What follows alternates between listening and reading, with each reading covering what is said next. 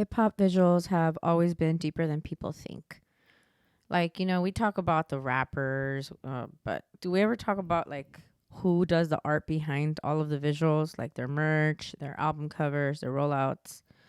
Well, we're going to get into some of it. There's so much detail that goes into it, but we're going to tap it today.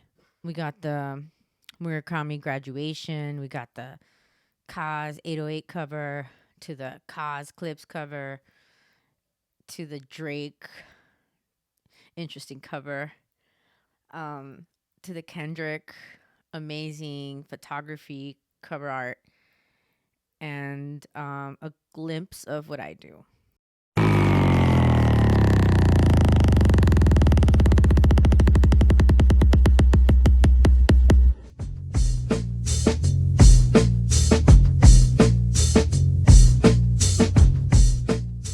Murakami versus KAWS.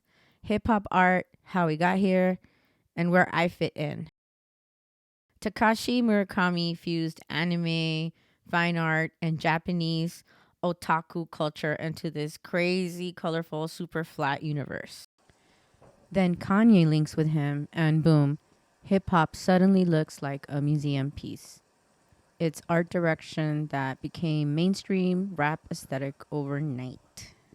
The street to gallery universe. Now, let's talk KAWS. KAWS has been known for his graffiti billboard arts. He would literally slice out the ads like in Rodeo Drive or by the Beverly Center, pull them out from the glass, and then he would bomb it.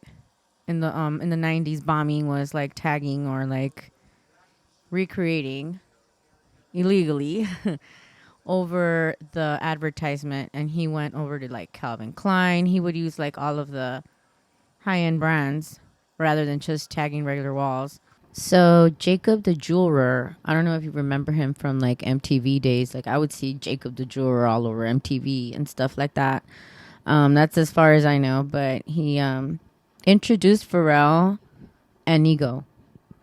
And Nigo is the founder and designer of Bape, which is a bathing ape.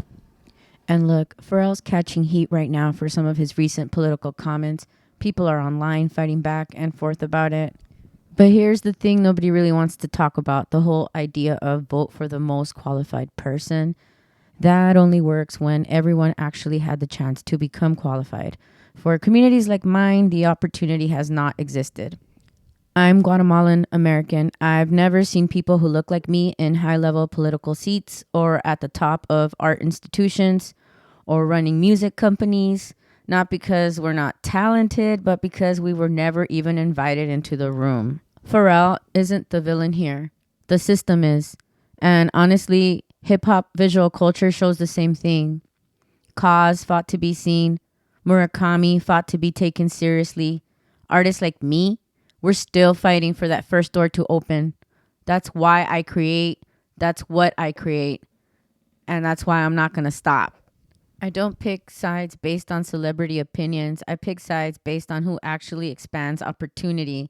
Because communities like mine have been locked out forever. So now Pharrell is one of the earliest major champions in this theme. He commissions work, he buys big canvases, he connects KAWS to gallerist Perotin. I don't know how to pronounce that. I'm probably chopping up the name, so pardon me for that. And he later curates This Is Not a Toy. So before any rapper, Pharrell was the first major artist to uplift KAWS in the music space. Ye does enter the chat. He works on the 808's Deluxe KAWS cover, and Ye takes that spark and turns it into a mainstream moment. So fast forward, Clipse releases their album with KAWS art. Kendrick jumps on Chains and Whips, drops that Rakim homage in his verse, and this is where my work enters the story. These three pieces are my response to hip-hop's visual language. The paintings, the wearable art, the sculptures, all inspired by all the music I grew up loving. And this is the moment where I invite you to check out my website, nanlib.com.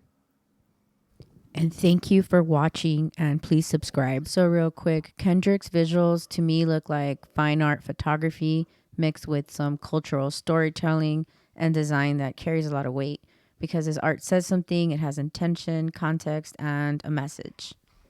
Drake's visuals are more collector item, minimalism, illustration, stylized photography. His art choices are definitely aesthetic, not political.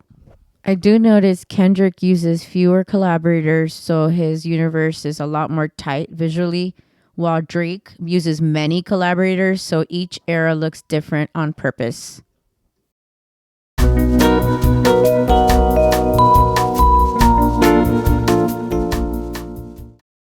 Travis goes full Murakami, merch, visuals, drops, exhibitions.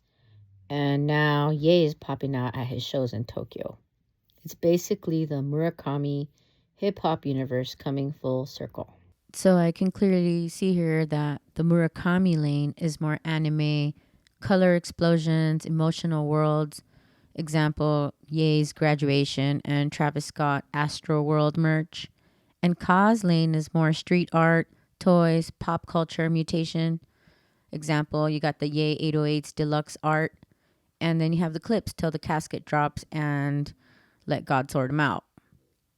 Where does Ye sit? I think he's the connecting point, literally. He's at the intersection of Murakami and KAWS. He's one of the only rappers to collaborate with both at peak eras. So we got to give him credit for that. Here's the truth.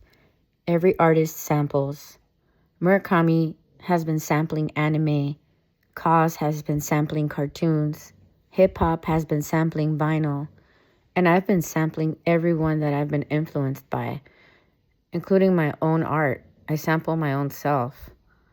When I flip KAWS, Clipse, Kendrick, Rakim, I'm contributing to the same remix tradition that hip-hop was built on. Thanks for watching and taking time. If you haven't seen my full Chains and Whips Grammy sculpture build, that video is pinned and linked. And if you want to support my art, my t-shirts, my prints, my 3D pieces, that's on my website, which is nanlib.com. That's also in the description. Subscribe if you love hip-hop, if you love art, if you love what I do, and if you love to culture talk. And if you want more history on art and storytelling. And thanks again. As you know, this video breaks down how Murakami and KAWS became core to hip-hop visuals and how artists like myself are still trying to break through. Much peace. Rap snitches, telling on their business. Sit in the court and be their own star witness. Do you see the perpetrator? Yeah, I'm right here. Fuck around, get the whole label sent up for years.